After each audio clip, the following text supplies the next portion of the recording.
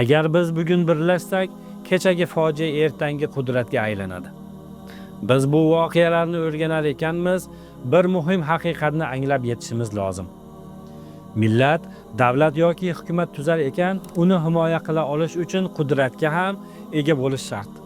Agar bosqinchilarga qarshi umumiy birlik bo'lmasa, o'sha yurt baribir yot kuchlar uchun oson o'ljaga aylanadi.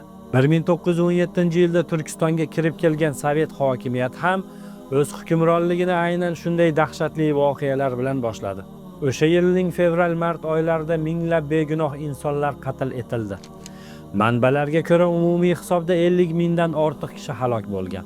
Aynan shu qirg'indan so'ng Farg'ona vodiysi xalqi Sovet hokimiyatiga qarshi milliy ozodlik kurashni boshladi. Biroq sovetlar bu kurash qatnashchilarini haqoratomuz tarzda bosmachilar deb atadilar. Aslida esa ular bosmachi emas, balki o'z millati, o'z yurti Turkiston uchun kurashgan vatanparvar insonlar edi.